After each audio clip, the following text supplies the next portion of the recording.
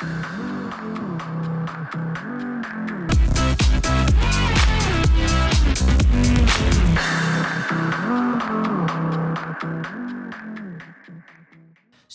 I went out and chatted with some people in the line, asked some people, hey, what do you really want to hear? And part of what people want to hear, and we're going to try and figure out how to keep this concise and tight. Right, Brian? I mean, we can do this. But everybody wants to know, because part of this conversation is about this unconventional path. And if you've ever been to one of these conversations, you know that one of the things I feel very strongly about is there is no wrong way to come into the interior design industry. Anyone who tells you there is, send them to me, I'll talk to them. But there are so many different ways that people can find success in this industry, and this group is an incredible example of that. So, Mikkel, I'm going to kick it off with you. Tell us. Dennis, oh, my God. I sat in the wrong seat. Honestly. Okay, so short story. Self-taught designer, very proud of that. Thank you. Long story short, I was working at CB2 Furniture, and this guy came in returning 30 pillows, and I'm like, hey, what do you do? Like, I know you do something. And he was Emily Henderson's lead designer, Orlando Soria, and he got me a job as an intern on her show. And from there, the ball started rolling. I started going on Craigslist, offering to design one project for free, start to build my own portfolio, then went on HGTV Design Star, and then things picked up. Yeah. Amazing. Amazing. Easy. Easy. Yes, right? Easy. 1, 2, 3. Just Easy. all, yeah. Yeah. Yeah. We're going in order. Go ahead. Okay, fine. I can go in order. Just like Mikkel, I went to school for business and went and got a marketing job after college. So not quite the same thing. It was specifically toilet bowl cleaners at Clorox. I'm not kidding. Very important. Important stuff. Listen, I spec toilets, and I do look in the tank now because I had the thing where you put the puck in the tank, and that went so well that I was never promoted, and then ended up doing other marketing jobs, and I always wanted to do this. I just didn't know it was a career path. So one day I found myself working at House, if you all remember that then relevant company. Then relevant. Wow. Okay. A little heat, little action there. Okay. Listen, we're a BOH stan. We love business of home in my house, and I do own House stock, so I shop there too, I guess. I don't know. But yeah, I was meeting a bunch of designers and architects and asking them, like, well, how did you go back to school for it? Is it like a 4-year program? And they're like, oh no, honey, I just started over. I used to be a doctor. I used to be a CFO. I used to be an accountant. I was like, are you telling me it's not too late to change my life? And they're like, how old are you? I was like, 27. They're like, you're so stupid. Get out there. Change your life, you dumb girl. So I did. I just quit, and I started over, and I realized no one would ever take me seriously or hire me for anything other than a marketing job at an interior design firm. So I gave myself a year to start over, and I just kind of picked it up from the ground up, and that's my whole story. No TV yet, but I dream of it with Mikkel.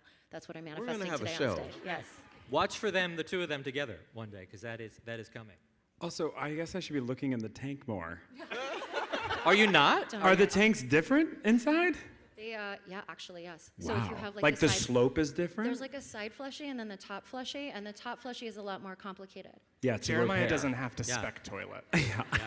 I don't flush my own toilets. Are you crazy? Please. Barbarians.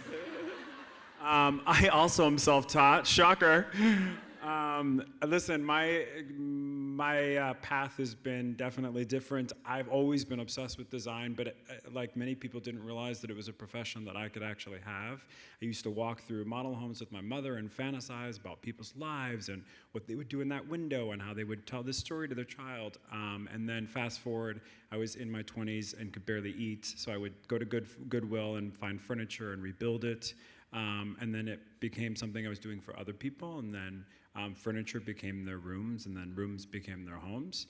And then I sold everything I had, including my Prius, which I think was sold or repossessed, I'm not sure. But I got my LLC, and I got a decal, and I started my design firm 13 years ago. So that was the beginning, and never looked back. Yeah. So good. Yeah. Ash? Similar to these guys, I went to school and got my business degree in hospitality and started working in that industry and realized I would rather be designing these places than working in them and picking out the flaws and the things I wanted to change. And I was that quintessential kid at 8 years old watching HGTV and idolizing Candace Olsen and redecorating my room. So it's like it was always in me. Went through the path of a large firm, a small firm, and ended up at a really cool vintage furniture shop in Toronto. And that's where I was like, ooh, there's something about this that I love, the unexpected. And then that's where I went out on my own, became a mom, and was out with the stroller walking one day with my son and saw a for lease sign on a studio space. And I was like, I like this. I went in, I signed it, and that's how it started. So I just kind of jumped in and never looked back. Okay, wow. I went to school for conceptual art, which is doesn't have a lot of jobs. What is that, Brian? What is conceptual art? Tell us. 20 years later, still trying to figure it out. Okay. Yeah. Okay. My mom made me quit the band I was in when I was in college, and I had to get a summer job, and I was a sample librarian at a fabric showroom, a textile showroom, and that's like literally how this started. And that was 20 years ago or something, and then, yeah, I worked for a furniture showroom. I worked for B&B Italia for a little bit, and after I moved to Seattle, and yeah, I think it was just one of those things where it was like, I don't know how to do anything else. Like, I'm unhireable, so I've got to figure this out. And yes, 16 years later, I'm still doing this. Yeah. There you go. Jeremiah, I'm wondering. Oh yeah. Oh yeah. There's so many things I'm wondering about Jeremiah. Actually, we'll get to that. Yeah. But yeah. But you and I were talking recently, and we were talking about when you knew you were a success, or when you started to feel like, yes, this is working. I am doing what I am supposed to be doing. And I believe Jeremiah's answer at the time was, has that happened for me yet? Do I feel that way yet? But you tell me, really. Well, thank you for bringing this up, Dennis. Yeah, well, this is important. No, I mean, I think it's an interesting conversation actually sparked by one of my dear friends when she asked me, what's your definition of success? And I realized that I'd never defined success for myself. I still don't feel like I've achieved success. There are things that I do and that I'm a part of that I feel success through. The intentionality that I create with in our design firm that mirrors the same intentionality that I create with on Queer Eye and on TV, that synchronicity, that feels successful to me. Making homes for people that change the way they live, that feels really successful to me. But professionally, I'm still working hard. She's trying.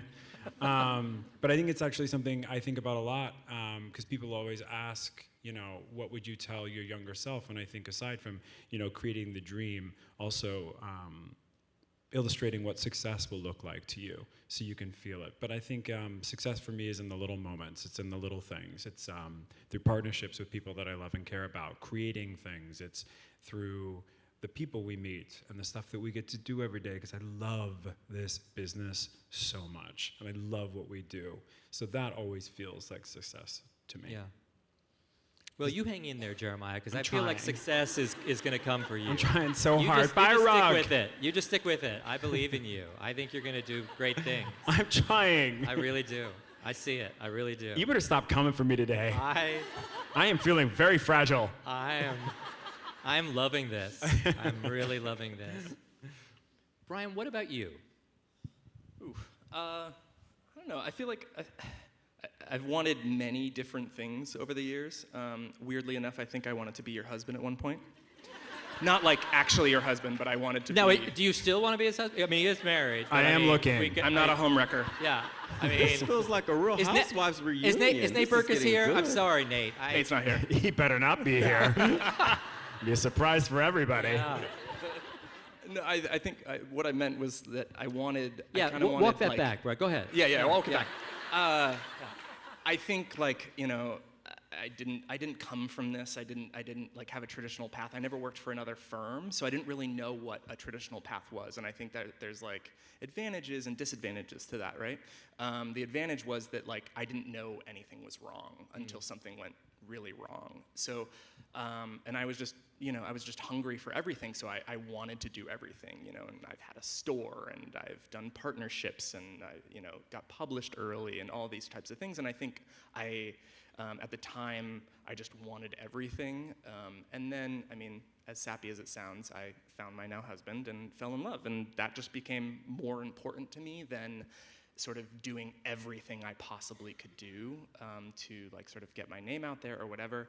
And I found more love in my life and more love in the things that really brought me like sort of passion, which is like client work and like really, really solid partnerships, whether it's, furniture or whatever. And saying, I don't have to do everything. Like, do what really makes you happy and the rest can go by the wayside because you just can't do everything and you don't need to do everything. So I think that's just kind of how that happened. Yeah. And that's success. Yeah. How healthy is that, right? That A lot of therapy. To get to that perspective. Exactly. He invested a lot of money with a trained professional talking through the issues. We encourage that as well. Nas, what about you? I mean, how do you think about it? Well, funnily, I was actually asked this very question back a couple years ago when Caitlin Peterson interviewed me for Trade Tales, and I hadn't thought about it, so I kind of worked it out loud, and then apparently that whole process ended up in the episode uncut. But I said at the time, I was like, well, I think I'm still reaching for it, but then at the same time, if I look at the entire arc of my career, which has been just over 11 years now, and then the entire arc of my adult life, which is somewhat longer, if I look back then, the life that I'm living right now is more than I could have ever dreamed of. Like, I'll get choked up talking about it. It's so amazing. Look at me, like, what am I doing up here what with are we these doing incredible here? views? No, Right? but really, actually, what am I doing? Laloy. No, seriously. Thank you so Seriously. much, but also I do think that you might have made a mistake, but thank you so much.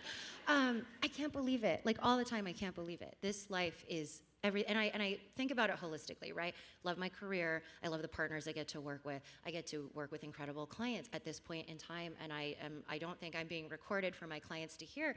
All of the projects we're working on, the clients are awesome right now. When has that ever happened in the history of my dreams that every client behaves well and respects my boundaries and likes what I'm designing? Your Amazing. clients aren't here, Nas. You don't have to say that. No, You don't have to. They might actually. Okay. Oh, they might. Okay. It's sure. unclear if no, there's your an clients are AirTag in my great. bag. Oh my God, they're fabulous. thank you. And so attractive too, right? Yeah, yes. the most good looking. I found. Yeah, I would totally swipe Yeah. right and also want to be my client's husband. Yeah. What? So yeah, I don't Yeah. know, and yet I dream of more, So it's one of those things, like, I love feeling really grateful for everything that I have holistically. Like, I love my family, I love the life that I have. Sometimes I don't feel like traveling, which is not often, and then I just say no to stuff. Like, I feel comfortable saying no. When was that right? So other folks in the audience Say may no. agree. When you can say no and you're like, I don't even feel bad about that. That feels successful. And like I said, and yet I dream for more. But I'm simple. I have the home that I love. It's just a 2-bedroom apartment in San Francisco. We've got our mountain home. All I need at this point is a private jet, and then we're good. So Yeah. Okay. Simple dreams. That sounds very Quite simple. the dichotomy. Private jet sales are down right now, so they're probably priced to move. there's so no I think time this is a like good the- time. there's no time to Make an know. offer. Make an offer. Ashley, do you feel that way, that all your clients are great and it's all just I Skittles, do. rainbows? I mean, we chatted about this the other day, and when Dennis asked me what your definition of success is, I was like, I have no idea. Every day it changes, I feel like, when I wake up in the morning. And it is having those clients that respect you, respect your boundaries, and trust you in that design process. That's the world. And when you finally get to that point, you're like, I get to do what I envision. You're trusting me. And then equally, you have those boundaries where you get to spend time with your family and your kids, because those years go by so fast too. So it's having that balance of life and work, because I love what I do so much, and I couldn't live without it, but I also want to live at the same time, if that makes sense. So it's finding that, I think, is the success of it all, but it's a constant change, always. Michaela, I'm not going to call on you, okay? Because you feel like I'm just calling on you all the time. I'm not going to. We're just going to, no. Okay. No. I'm not going to, okay? So what, interestingly, another thing that the audience wanted to know about, and let's stay with clients for a second, right? Because some people in the audience said, okay, so you're not on the same page as your client wants something different. Now Brian says right away, like, oh, well, why do you have that client? Why is it, right? Which gets to the whole client interview process, right? And how to think about it. And maybe you work some of those issues out in the very early stages before you even take the client on. Who wants to speak to that? Talk to me. Brian? Sure. I think the number one thing when there's client issues is to never pretend like where that person is coming from. Like it's like you get a shitty email, you get whatever. It's like never pretend where that was sent from is kind of one of those things. And also remembering it's not your house. You were hired, but it is not your house. It is their home. And I think it's really humbling to understand the fact that like you were hired to come into this person's home. I kind of break it down like this. Like it's really insane, right? Like it's insane that someone invited you over and is like, make my house. So I don't know. Like I when there are issues, I don't react. I guess my reaction is to take a second, take a pause, remember why you're there, remember that you were hired, you are trusted, and that trust is also earned as well. And I think like listening, and if there's an issue, there's an issue, and you just get through it. But like it's not your house. It's it's not.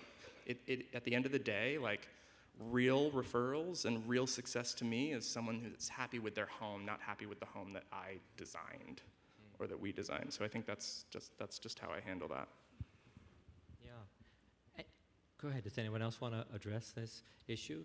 No, I feel the same. Sometimes it's difficult. You take it personally when you get some feedback like that. Yeah. And don't take it personally is the biggest thing. But I had to learn the hard way. It's like take 5 minutes. Send your reply email the next day, not right after when you're like, but yeah, exactly what you said, and it's learning how to do it, yeah. Go ahead, Jeremiah. Thank you, Dennis. Go ahead, Jeremiah. I Open think up we to us. forget, we're in the service industry. We work for you. We're here to make your dreams come true. We're here to make your space amazing. I'm not interested in making it look like a house I'm gonna live in. I'm not sleeping there.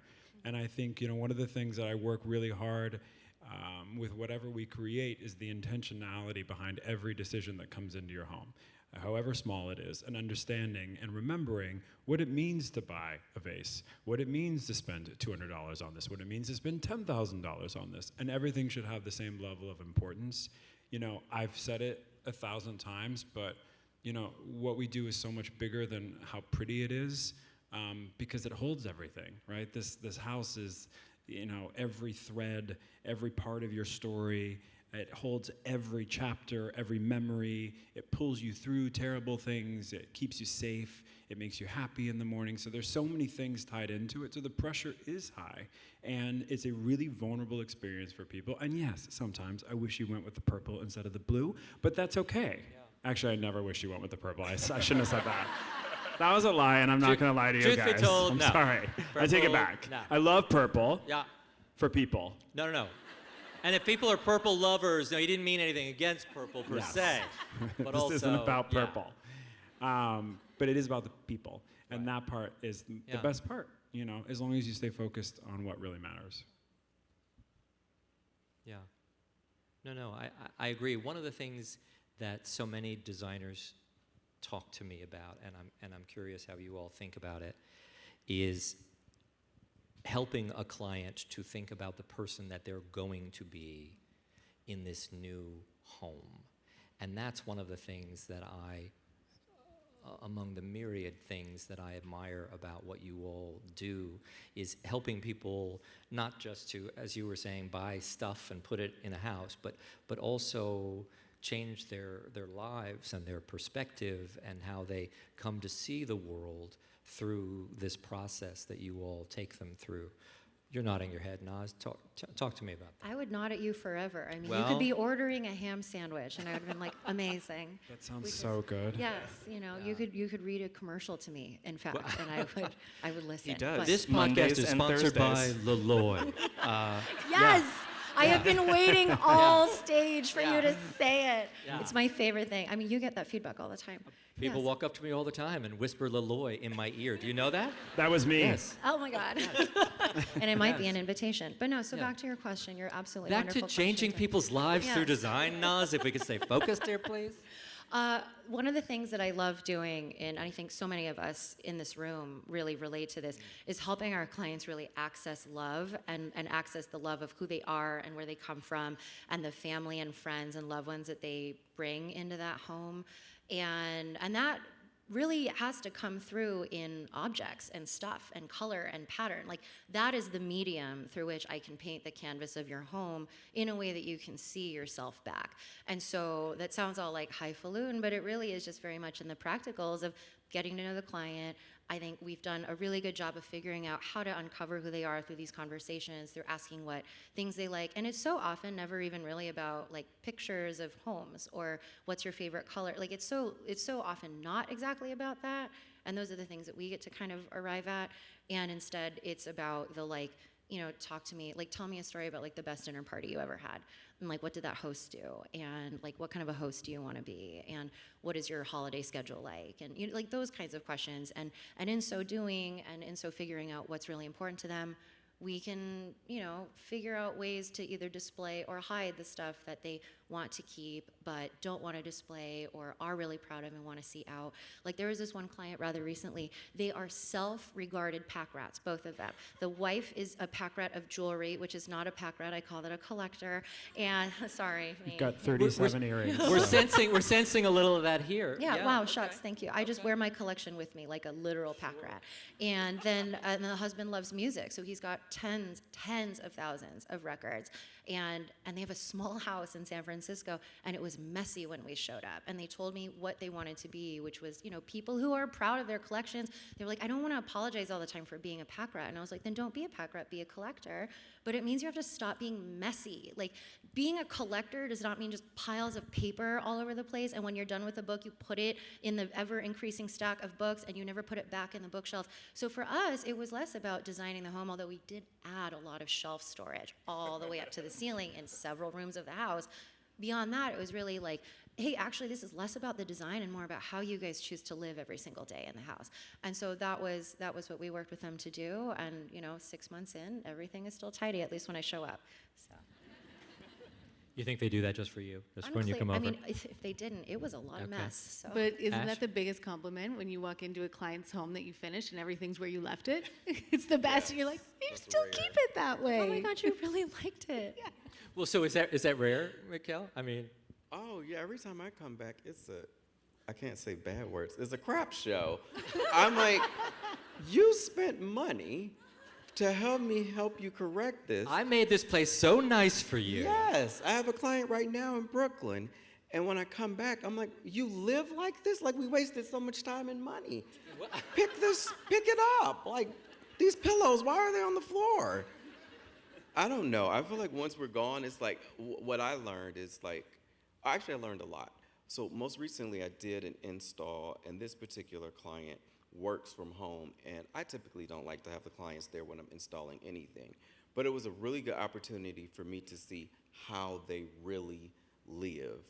And people live in a space, and I often think, oftentimes as designers, we do want it perfect. But, they're gonna tear that arrangement down that I put on the dining table. They're gonna move it so that they can, work on their kitchen table. So I had to learn, or I should say I'm learning, it's very Still hard, learning, sounds that like. it's their house, and ultimately they live in that space.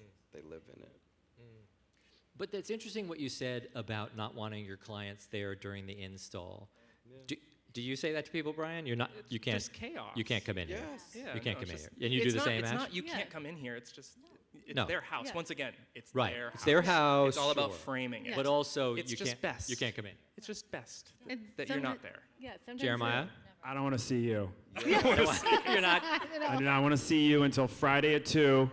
You're gonna have a Right. bottle of champagne waiting for you. But in that Yes. meantime, I mean, the install process is frenetic at best, and the stakes are obviously super high, and running around like a crazy person doesn't matter how organized you are. And I definitely like things to be done well, Right. and everything to be where it should be. And so I think that moment, and I protect that moment so ferociously, that moment you get to walk through your door and see this like dream actualized, like that's really what it's all about. It makes the months and months of this like all of the things that you've gone through, it makes it worth it. So it's also about protecting that.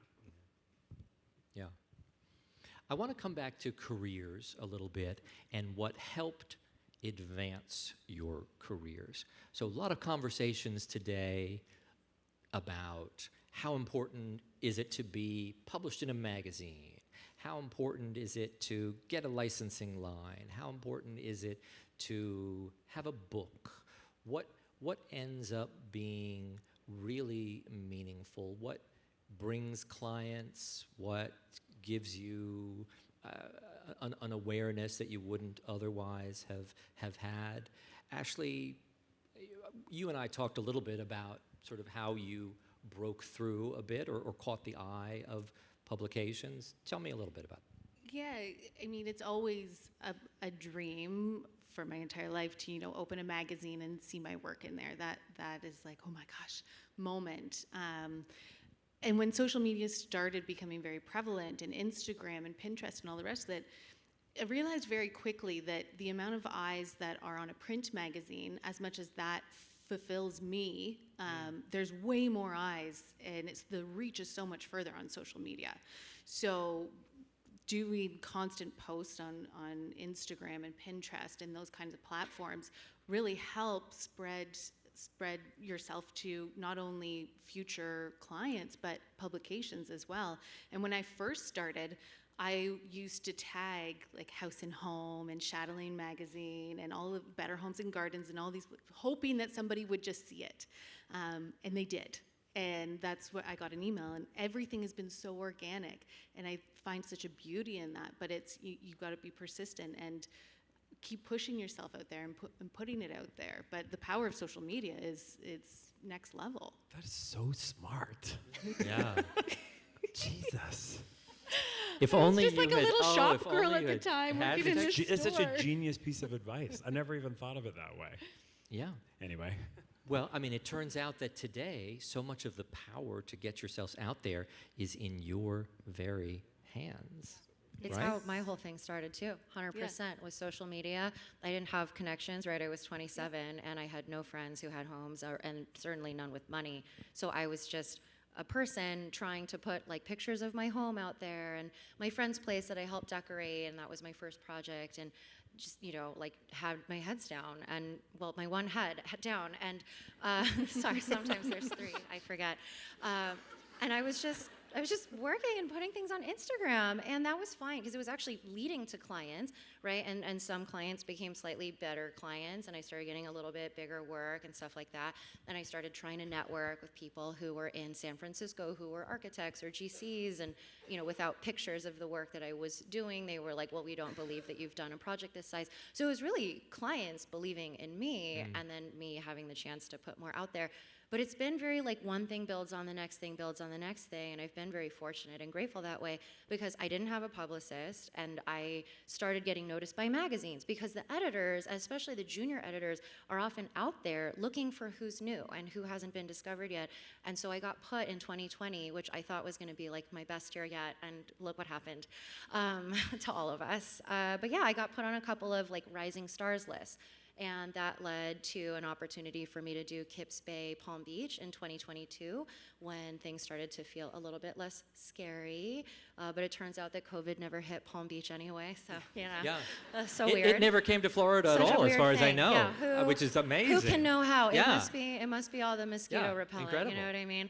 But then what happened there was I was touring my room. So this was so Condé Nast still didn't have a travel budget.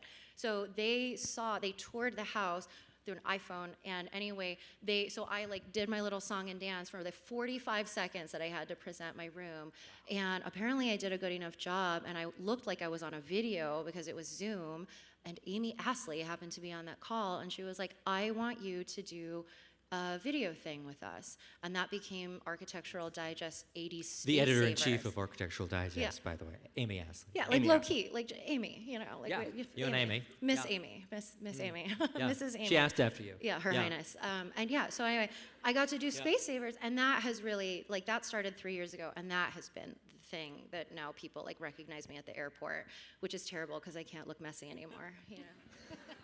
Were you mobbed on your way in here? From Absolutely yeah, not. No, I understandably. absolutely not. Look at me. I don't Understandably. look believable. So Yeah. Mikkel, I mean, for you, what was the breakthrough? What was, I mean, you worked so hard. Well, I think for me, the breakthrough, what most people don't know is I started out, so I went on HGTV Design Star, and I didn't win. I came in 4th place.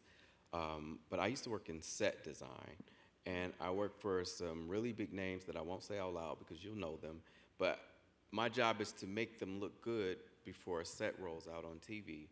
And a lot of what I do, I couldn't like post online because then it looks like it's my work. So for me, what I had to do was to hire a publicist just to initially get articles on, even if the work wasn't strong enough, just like who I was. So my first article was Architectural Digest Pro, Get to Know Mikkel. And then from there, I was in Chicago. I'm working my small market. And slowly, you know, you start to get more articles. But the biggest thing for me that I wanted to take on were designer show houses, just because I had this imposter syndrome where I felt like, you know, I do set design, I'm spray painting, I'm hot gluing, nobody's taking this serious. But I knew if I could get into a show house and really show what I could do, that would be the game changer. And so I feel like show houses were really what helped define my career. And then even most recently, like Kips Bay, Jeremiah and I both were in the same Kips Bay showroom last year, or show house. And I would say for me, going back to your other question, for me as a self-taught designer, that was my moment out of everything that I've ever done, Emmys or anything. That was the most important for me as a designer because I felt like I was taken serious and now welcome into the Kips Bay, the yes, preeminent. Yes, exactly. But I would, yeah, those are my answers. I gave you a lot of answers. No, a lot of answers, Mikkel. You share so much. And congratulations, you made it into the Kips Bay book, the Thank retrospective on the 50. Yeah. Thank you. That's very exciting. Yes. Give it up. And it's amazing how that can be such a big turning point, and how many people do. I mean, so for people who are at all on the fence about should I do this big show house, should I invest, I think, It was fun. right? Yeah, it's fun, and it's really a great crowd to work with. It's I highly suggest it. A lot of work, but a lot of fun. A lot of work, and often, Brian, I think you've talked about this in the past, it can be a lot of investment. Oh, it's a massive investment. Yeah. You got to I'm be still realistic paying about for that. mine. Mikkel is still paying his off. We're hoping to take a collection later from the audience. So, give what you can. But that's one of the things that I think of all of the investments that you can make. I mean, and I don't know, you were talking about a publicist and all of that. A lot of people are on the fence. Should I get a publicist? Should I not get a publicist? I'm still on the fence. You're still on the fence. I'm still on the Same. fence. Ditto. I tried it. So for let's like a talk year. it through for Ashley. Can we help her with this? Can you guys help me make a decision? I mean, what do you think, Brian? It's like with every business decision, what do you want? Yeah. That's it. I mean, seriously, like, if it's a project, what do you want? What would PR get you? Start there and then work backwards, and then the answer's there. So Can go I ahead. say something about this? Because Please. PR, I think, is amazing. And the reason I'll say this, like, let's take High Point, for instance. It is a lot. You don't know where to go. My publicist coordinated dinners. They coordinated, panel discussions because they had doors and access to things that I didn't have. And I really think, like, even if you don't want to do that retainer for, let's say, a year, at least do it for a couple of months, or even find somebody who can help you with navigating High Point. Because Yes. again, this is a beast. Yeah.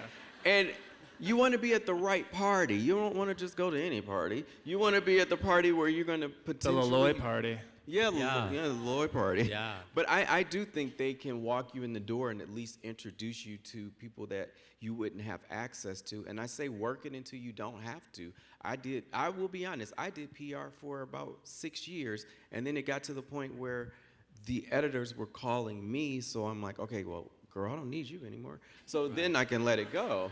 Is that how you let her go? Just like, girl, I don't need Girl, you. I don't need you. Yeah, pretty that's much. how it Poor, happened. poor thing. Yeah. Was that a Zoom or was that a FaceTime? What was that? No, that was a Post-it phone note. Yeah. Your Carrie Bradshaw Oh. moment? I will say, I love a publicist, for any of them that are in the room, but I do think it's a really exciting chapter for design right now in particular, where we are looking at it in from a very different perspective, and I think access has changed a lot when we talk about this idea of carving your own path and what your life is and what you create for yourself, tagging yourself with magazines and the connection that you can have direct with people now. It's really about how innovative you want to be. I think my own path has been very strange in the sense that like I've parallel pathed TV, which is an entirely different type of designer sometimes, and then the interior design world, which is also entirely different. But I think that right now, it's just a really exciting time because people are having a conversation about the value of it and what it does. It doesn't feel like it's just for one group of people at one price point anymore. And that for me is really exciting. So I think the sky's the limit. You just have to get creative. Agreed. Yeah. No, I agree. I mean, that's such a great point, Jeremiah. I mean, and I think for this audience, there has never been a time where it is so possible for you to break through on your own and through force of will, as so many of you have shown, and sort of a stick-to-itiveness and a consistency and getting it out there that you can. The part of my question in that is, and talking about what are you aiming for and what do you want to get to next.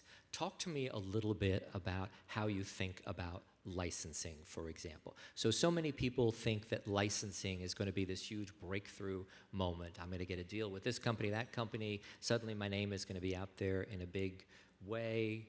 Is that a big goal? And how do you think about it, Brian? Yeah, I think it's really specific. So like the first licensing deal, actually the second licensing deal I did was my collection, Lost and Fenning, which has been around for 8 years now. And it was just completely organic. I mean, I was just out to dinner with them and it was like, hey, I want to make this.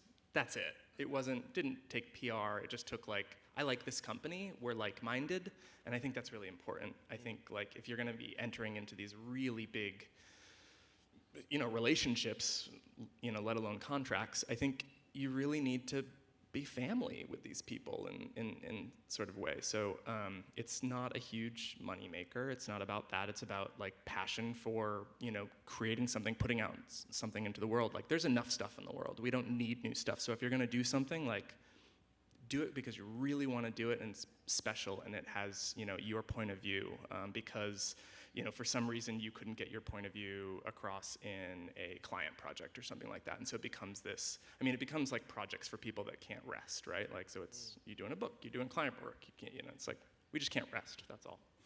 And I couldn't, go ahead. No, you go. Oh, You go. Oh, shucks. Well, thank you so much. I could not agree more with regard to making it a really good fit between the brand and the people, especially who are behind the brand, and yourself. If you don't have that gel and it doesn't feel right, it might not be something where you can just wholeheartedly throw yourself into promoting it and making it a real big success. And so with my Hudson Valley Lighting Group opportunity, actually the company came to me in 2020 with an offer for Mitzi, and that was so exciting. I was like, I never thought that anyone would ever ask me to do this. So I was wholly unprepared, and I'm like racking my brain for ideas, and I'm like putting this stuff together. I'm like, some of this is pretty cool, but I don't know. And then ultimately I withdrew from the opportunity, and I felt awful about it, but it was just like, I don't really have conviction in these designs. Like, I don't know that my stuff is like a good fit with the brand, but more importantly, I just don't have anything to say with this collection. Like, I don't think any of these ideas need to be out there, and I wouldn't buy them. So like, why would anybody else? And then what was wild is they came back to me, and like 2 years later, they were like, we actually have room for you at Corbett, and it's a little higher price point.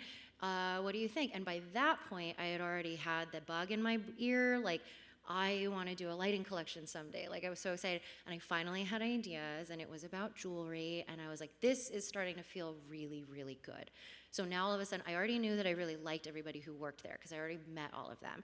So that was check, check. And then the brand was great, and then the idea was there, and then here we are. Like, you know, it launched last year, so. Yeah. Bravo. No, good for you. Good for you. Jeremiah? Not to get super emotional, but I'm always chasing a moment, especially with the licensing. You know, I was talking the other night, you know, with my partnership with Leloy.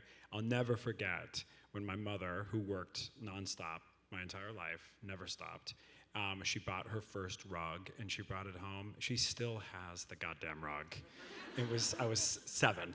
But I remember the importance of that rug and what it was to bring it into her home, what it symbolized for her, that it was her choice, it was her articulation of her style. And I think about that with every collaboration that I have. You know, what can I bring into someone's home that, you know, I think as designers, we're always creating spaces where everything has a rhythm to it, right? This connects to that. This has a connective tissue to this. But a lot of times with these pieces that we create, the one item needs to tell the entire story.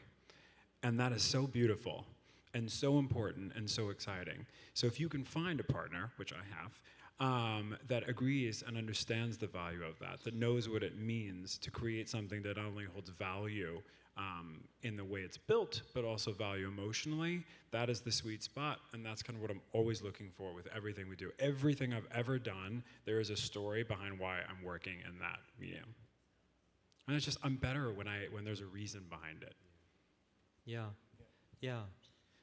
And do you think, Jeremiah, just staying with that for a moment, what do you imagine licensing deals in general can do for you? How do they help your career to grow, the awareness of you to grow, or is it not about that at all for you? I mean, you tell me. I mean, it's a little bit of both, right? Like, it's really amazing to kind of have a Rolodex of things that you've created and put out there.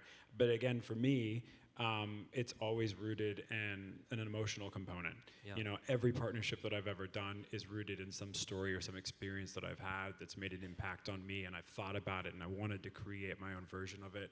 I think with everything, you know, even when I wrote my book, I got such pushback from everybody because they're like, this is not a coffee table book. And I was like, right, but I don't want a coffee table book. I want to talk about beauty the way other people are describing beauty, not the way that I think it's beautiful. And so I want that to be my licensing, I guess, so to speak. Like, I want it to be beauty, an abstract version of that that's rooted in story and intention that sparks something in somebody else. Yeah. That's a success. I found a success marker. Oh my God, are you feeling more successful now? No. I found something I have to work towards. Okay, so not there yet. Not there Yes. yet. Yeah. These, by the way, I only saw these with the lights off, Leloy's. I mean, these look even more beautiful. I may That's have right, spilled Dennis. water Don't you on this forget it. one. So if you need me to buy it, I will. But I mean, it's lovely. I wonder, in talking about books, because several of you have done books. You've got a book coming out. What is a book? What do you hope, Mikkel, when this book comes out? What's going to happen for you? What's that book going to do for you? For me personally?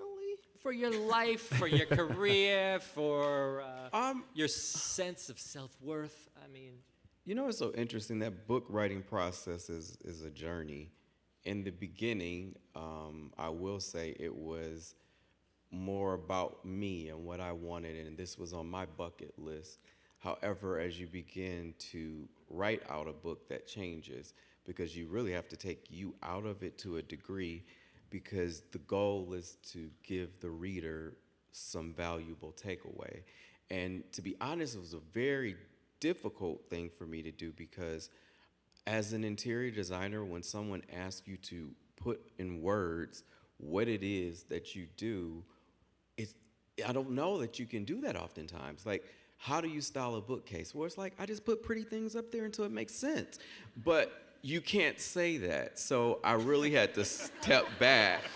I'm just like, girl, why don't you know? You just put this box next to What's wrong with you? What do you not get about this Right. process? Just keep moving the shit around. Yeah, It'll figure itself out. exactly. Yeah. It's not rocket science. But I learned through that process to take myself out of the equation and to really tap into what that person on the other side is trying to gain from it. And so for me, I want this book to be, we've been calling it a racehorse. Now, it's a beautiful racehorse, but I just want it to almost be like a design Bible that people can take with them. So any question that arises, whether it's rug size or, what style of window treatments, et cetera, it's something that, it's tangible and they can take it with them. And it's not just about me and what I want, but teaching. Yeah. I just want to say quickly, writing a book was like wearing your skin inside out. It was the most vulnerable thing I've ever done. It was so stressful. But the beautiful thing about a book is that everything that we create changes, right? You buy this rug, you go use it, you do something else. We make your room, you move a vase, you don't like that, great, it changes. But when you write a book, it stays that way forever. It just exists that way. The intention it stays that way. What it is stays that way, and there's such power to that. For Yeah. me, that was the most exciting thing about, and why I was like a crazy person writing it. It's just because it just exists that way forever, which is so beautiful. Agreed. Yeah, it was like being crazy for like 6 months writing that thing and being like, what do I have to say that hasn't been said already? But you get this like platform and I felt like a complete imposter. And it's like, I wanted this thing where it was like, okay, well, it's got to include, 11 projects or whatever. But it's like, but what more? So like, what can you add to the conversation that hasn't already been said? And so you gotta dig deep. And, like the second book, I was like, I just said F it. I was just like, just say it. Just like, stop trying to be so polished and everything like that, and just say like, no, this is how you style a shelf. Just put the shit everywhere. It's like, yeah. Quote, end quote. But it's also really nice to show up to an interview with a book. Well, that's what I was going to say. I mean, if we're getting down it's to nice it, to have that business-wise, book, right? When you show up and say, oh, by the way, have you seen my beautiful work? Yeah. Yeah. But did you feel like an imposter? You mean an imposter writing the book, 100%. or an imposter? 100%. Yeah, I mean, when I got that email the first time around, I was like, I almost turned it down, almost to you, because I was like, I don't think this should be right now. And then you just kind of had to think, this is a chapter. So kind of like what you said, like it's this thing that is a chapter. It's just a chapter. And like creatives, like you make a house, that's a chapter. You do a collection, it's a chapter. Stop thinking about it as the end-all, be-all. Like it's just one painting, it's just one house, it's just one book. And so that's how I thought about it. It took me some time, but yeah, that's how I thought about it. I could really use the name of your therapist. I was going to ask him for Yeah. his publicist. No, you and me both. I You am take care of twice his that name. way, and I am worried Yeah. about myself. No. Mondays and Fridays, 9 He's- a.m. No. Shit you not. Mondays Yeah. and Fridays? 9 a.m. Should we split a session, or should we do our own? He's Yeah. wonderful. Okay. He's wonderful. Could we all be on like on a Zoom session? It or is Zoom. something? It is Zoom. mean, Anybody could come. Yeah. Yeah. Now, did doing design drive you to therapy, or did it? I mean, My mother drove me to therapy. okay. Like Okay. literally in the car. Yeah. But it is a hard industry. It's not an easy industry, and it really can take a toll, right? And you do have to find ways to take care of yourselves. I think it's so great. It is. I really do. I love what we do. It's It so is. great. It's like it is. It and. is right. It's all of that, and I mean, Right. that's the thing. And you can Yes. also be different. Like I am a shut-in. Like this is insane to me to be doing this right this now. is more people than Brian has seen all year. Yeah, I will be in the fetal position for the next 3 days. But like, so it is incredible, and take care of yourself just as much as you were taking care of your clients. Okay, so you're giving us the name of the therapist later. Yes. Okay. Yes. Because we all need to take care of ourselves. Listen, I've got to bring the Leloys up on stage, if they're willing to come up on stage and just say hi. Will you please give a big round of applause for the Leloys, and who made all of this possible?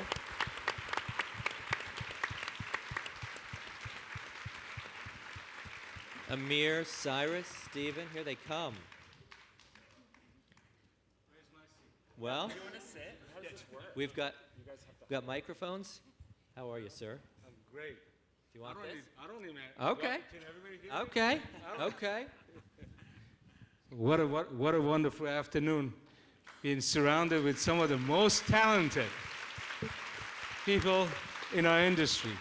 Thank you for every one of you to be part of this event that I know everyone worked very hard, and that was a long time that all this was coordinated to come together. Thank you so much for all of you guys to be here.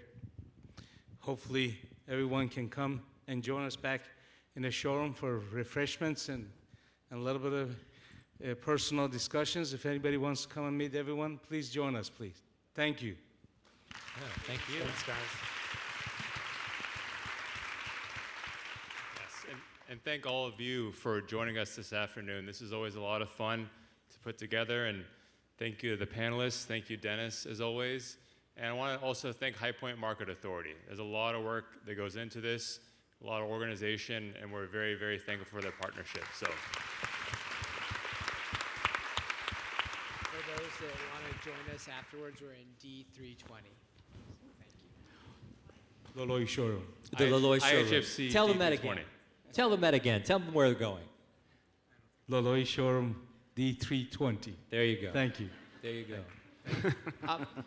One of the things that I want to say just in conclusion that I want to encourage you all to do is to follow all 5 of these people on social and keep up with them. In addition to being wildly talented, these are 5 of the loveliest people that you are going to have a chance to see in person. And they are kind and they are generous. And there is so much, I mean, we only scrape the surface of what there is to be learned from all of them. And so I would just encourage you to keep up with them and to see what they're doing and sharing, because there is so much to be learned, not only from their incredible design talents, but they are incredible humans that come at the world with kindness and generosity, and we cannot get enough of that in the world.